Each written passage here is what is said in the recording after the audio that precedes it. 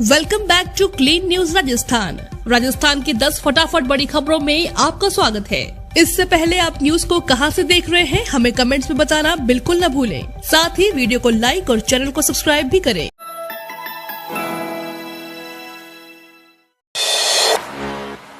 CTET 2022 दिसंबर में आयोजित करेगी CBSE। केंद्रीय माध्यमिक शिक्षा बोर्ड इस वर्ष दिसंबर में केंद्रीय शिक्षक पात्रता परीक्षा के 16वें संस्करण का आयोजन करेगा। कंप्यूटर बेस्ड टेस्ट मोड पर होने वाली इस परीक्षा के लिए आवेदन की प्रक्रिया शीघ्र शुरू होगी। एग्जाम आवेदन और एग्जाम डेट आदि का विवरण शीघ्र जारी किया जाएगा। निदेशक के अनुसार यह परीक्षा पूरे देश में 20 भाषाओं में आयोजित की जाएगी।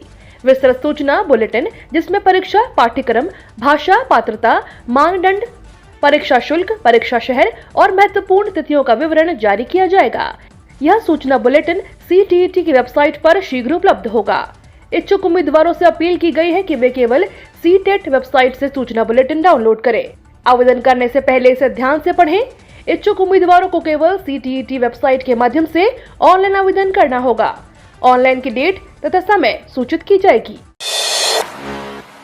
राजस्थान के चौथे टाइगर रिजर्व में बाघिन T102 शिफ्ट। अगले माह तक एक और बाघिन आएगी। मेज नदी के किनारे बसा प्रदेश का चौथा टाइगर रिजर्व रामगढ़ विषधारी अब बाघों का नया गढ़ बनेगा। शनिवार को यहाँ रणथंभौर से बाघिन T102 को शिफ्ट किया गया है। यहाँ 2 साल से बाघिन T115 रह रहा था, जो रणथंभौर से निकलकर क्वालाजी एरिया में मेज पार करते हुए पहुँचा और यही बस गया। T102 के पहले कदम के साथ ही विषधारी में टाइगर टूरिज्म के दरवाजे खुल गए हैं। T102 को 10 दिन तक 4 हेक्टेयर के बाड़े में रखकर मॉनिटरिंग की जाएगी। इसके बाद जंगल में छोड़ा जाएगा। अगस्त के पहले सप्ताह तक रणथंभौर से एक और बाघिन लाकर छोड़ी जाएगी। अक्टूबर से यहाँ टूरिज्म शुरू होने की उम्मीद है। रामगढ़ विषधारी बूंदी, कोटा, भीलवाड़ा तक फैला है और इसका मेज से खास रिश्ता है। मेज भी भीलवाड़ा में धनवाड़ा के पहाड़ों से शुरू होकर बूंदी में अपने 100 किलोमीटर के सफर में 99 जगह घूमते हुए अजगर जैसा रूप लेती है। नुपुर शर्मा मामले को लेकर बोले सीएम गहलोत। नुपुर शर्मा को लेकर की गई सुप्रीम कोर्ट की टिप्पणी के मामले में कल सीएम अशोक गहलोत ने कहा कि अगर सुप्रीम कोर्ट के जज कोई बात कहते हैं तो उनकी बात का सम्मान करना हम सभी का फर्ज है। उन्होंने नुपुर शर्मा के नाम लिए बिना कहा, कुछ दिन पहले जस्टिस सूर्यकांत व जस्टिस पारदीवाला ने अपनी भावना व्यक्त की थी, जिसके खिलाफ 116 लोगों को खड़ा कर दिया गया। इनमें रिटायर्ड जजेस और ब्यूरोक्रेट्स थे। कैसे और किसने इनको मैनेज किया, यह चिंता का विषय है। सुप्रीम कोर्ट के जजों ने केवल अपनी भावना व्यक्त की थी। सीएम गहलोत शनिवार को जयपुर में आयोजित हो रही 2 दिवसीय 18वीं all India legal service authority meet में बोल रहे थे।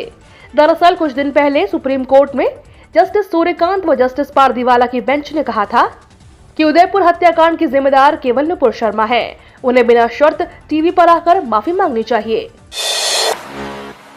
उपेंद्र यादव शिक्षा मंत्री BD कल्ला से मिले, जल्द जारी होगा शिक्षक भर्ती का सिलेबस। राजस्थान में बेरोजगारों की मांगों के लिए संघर्षरत उपेंद्र यादव ने कहा कि जल्द ही शिक्षक भर्ती का विस्तृत सिलेबस जारी किया जाएगा।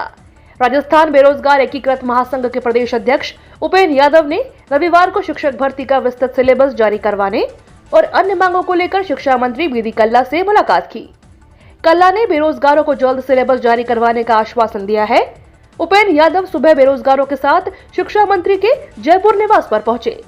उपेंद्र यादव ने BD कल्ला के सामने शिक्षक भर्ती का विस्तृत सिलेबस जारी करवाने, विशेष शिक्षकों के अधिक से अधिक पद निकलवाने और संस्कृत विभाग की रीट के पद बढ़वाने की मांग रखी। गहलोत ने बीजेपी और RSS पर साधा निशाना। सीएम गहलोत ने कहा, सोनिया गांधी पर आरोप लगाना निंदनीय। राजस्थान के मुख्यमंत्री अशोक गहलोत ने कहा कि गुजरात पुलिस की SIT द्वारा तीस्ता तलवार के हवाले से दिवंगत अहमद पटेल पर आरोप लगाना निंदनीय एवं राजनीतिक द्वेष की भावना का प्रतीक है। पिछले गुजरात चुनाव से पहले भी भाजपा नेताओं ने अहमद पटेल पर ऐसे ही आरोप लगाए थे। अहमद पटेल पक्ष रखने के लिए हमारे बीच में नहीं है, तो राजनीतिक लाभ के लिए उन पर मिथ्या आरोप लगाए जा रहे हैं। यह बदले की राजनीति भाजपा और RSS के चरित्र का प्रमाण है। सीएम गहलोत ने ट्वीट कर लिखा, कांग्रेस अध्यक्ष सोनिया गांधी पर आरोप लगाकर भाजपा राजनीतिक प्रतिशोध की पराकाष्ठा दिखा रही है। एक पाकिस्तानी व्यक्ति द्वारा लगाए गए छिछोले अपराधों पर पूर्व उपराष्ट्रपति हामिद अंसारी जैसे व्यक्तित्व पर सवाल उठाना भी बीजेपी का असली चेहरा दिखाता है। जल्द जारी हो सकता है कांस्टेबल भर्ती की लिखित परीक्षा का रिजल्ट। राजस्थान पुलिस कांस्टेबल भर्ती परीक्षा की आंसर की पर आपत्ति दर्ज कराने की अंतिम तिथि 7 जुलाई 2022 थी। अब किसी भी वक्त कांस्टेबल भर्ती की लिखित परीक्षा का परिणाम घोषित किया जा सकता है। पुलिस कांस्टेबल का रिजल्ट आधिकारिक वेबसाइट पर जारी किया जाएगा। उम्मीद है कि राजस्थान पुलिस कांस्टेबल रिजल्ट के साथ ही फाइनल आंसर की भी जारी कर दी जाएगी। राजस्थान पुलिस कांस्टेबल भर्ती परीक्षा के लिए करीब 18 लाख अभ्यर्थियों ने आवेदन दिया था। भारत निर्वाचन आयोग द्वारा नियुक्त पर्यवेक्षक पहुंचे जयपुर, व्यवस्थाओं का लिया जायजा।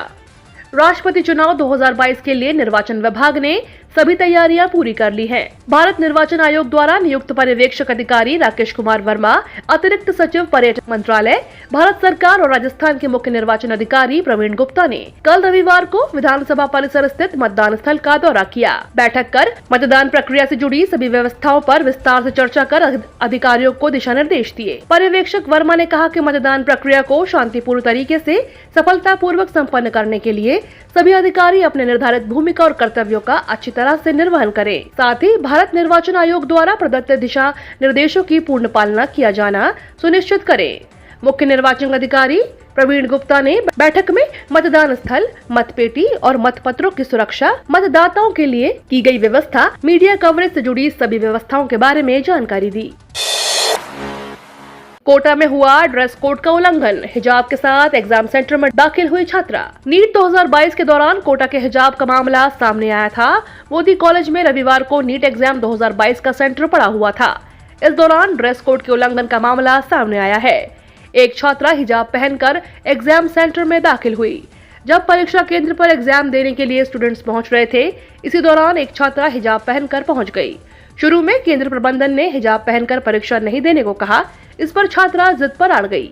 अंत में परीक्षा का समय नजदीक आने पर अधिकारियों ने हिजाब में ही परीक्षा में बैठने की इजाजत दे दी। आरबीएससी सप्लीमेंट्री एग्जाम 2022 के लिए करें अप्लाई। राजस्थान माध्यमिक शिक्षा बोर्ड के सप्लीमेंट्री एग्जाम 2022 के ऑनलाइन आवेदन की एक अतिरिक्त शुल्क के साथ आवेदन करने की अंतिम तिथि आज 18 जुलाई है। परीक्षा शुल्क बैंक में जमा करने की अंतिम तिथि 21 जुलाई है। पूरक परीक्षा प्रायोगिक 21 जुलाई व पूरक परीक्षा सैद्धांतिक 4 अगस्त से शुरू होगी। इसके लिए आवेदन प्रक्रिया जारी है।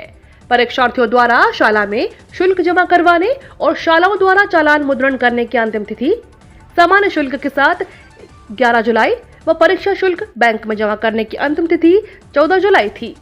परीक्षा शुल्क नियमित परीक्षार्थियों के लिए 600 व प्राइवेट के लिए 650 निर्धारित किया है।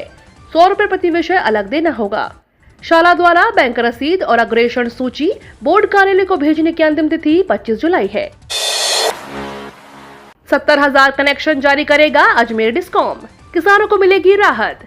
अजमेर डिस्कॉम ने किसानों के लिए राहत का फैसला किया है। डिस्कॉम इस साल लंबे समय से लंबित पड़े 70,000 कृषि कनेक्शन जारी करेगा। कृषि कनेक्शन के काम में लापरवाही बरतने पर सूरजगढ़ के सहायक अभियंता को निलंबित कर दिया गया है। डिस्कॉम के प्रबंध निदेशक एस.एन. निर्वाण ने डिस्कॉम मुख्यालय पर सीनियर ऑफिसर्स की बैठक ली।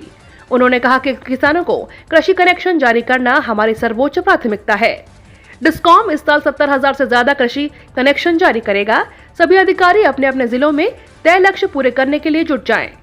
निगम 7,000 से ज्यादा कनेक्शन जारी कर चुका है। शेष कनेक्शन भी समय रहते कर दिए जाएंगे। समीक्षा के दौरान सामने आया कि सूरतगढ़ एईएन राकेश विजय लगातार कृषि कनेक्शन जारी करने में कोताही बरत रहे हैं। निर्वाण ने तुरंत उन्हें निलंबित कर मुख्यालय चीफ इंजीनियर झुंझुनू कार्यालय कर दिया।